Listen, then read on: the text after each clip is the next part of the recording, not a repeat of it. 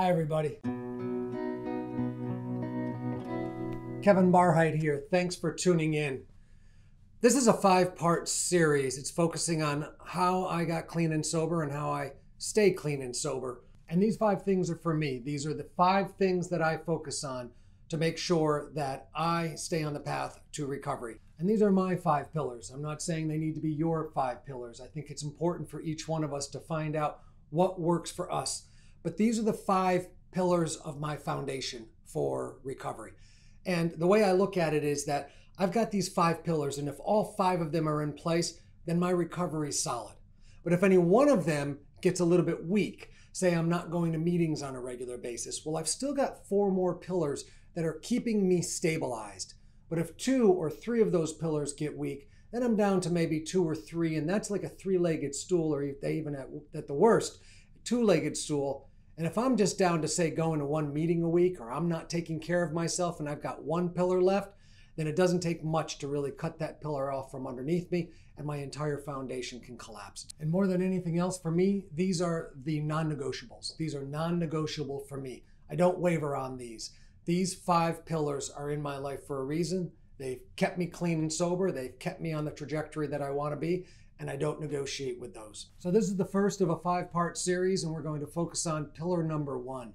I go to meetings on a regular basis. We have a saying in recovery that if you hang out with dogs, you're going to catch fleas. Now wait, I know if you're a dog lover like I am, you don't want to degrade dogs in that way, but I think we're making a point here.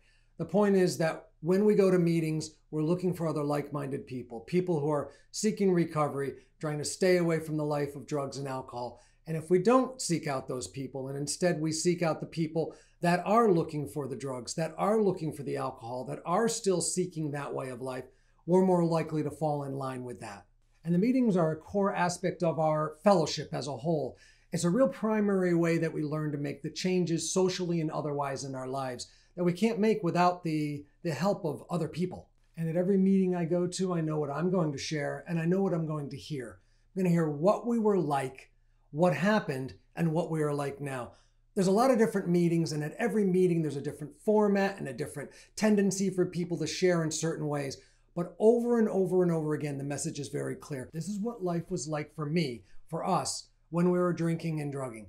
And then what happened is what happened when we came here. What are the changes that we made? What are the things that we did to put into place that would change our life to make it what it is today? What we are like now. How are we living this new life? How are these things materializing in our world? How am I manifesting recovery on a day-to-day basis? What's it look like? I'm an alcoholic and I'm an addict. And when I'm using, I don't keep promises to myself, and I don't keep promises to other people that I'm going to stop using or anything else for that matter. A meeting is where I get honest. A meeting is where I see other people getting honest. We get honest with ourselves and we get honest with each other. And those are some of the basics of why meetings work and why I continue to go to meetings and make it a primary, non-negotiable first pillar in my recovery. None of us are therapists, and even if we are in a professional way a therapist, we're not a therapist in the meeting itself. My only qualification for being there and for helping other people is the fact that I'm clean and sober myself. Living proof that we can do this. Living proof that it has been done. Living proof that we can do this together. For me, there's no cure for this. I'm going to be an addict and an alcoholic.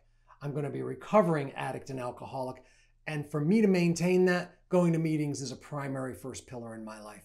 And when I go to meetings on a regular basis, that gives me a much greater confidence in my own ability to stay clean and sober, and also to incorporate the other 4 pillars in my life. Thanks again for your time today. Thanks for tuning in. Please share this with other people. Share, and subscribe if you haven't subscribed already.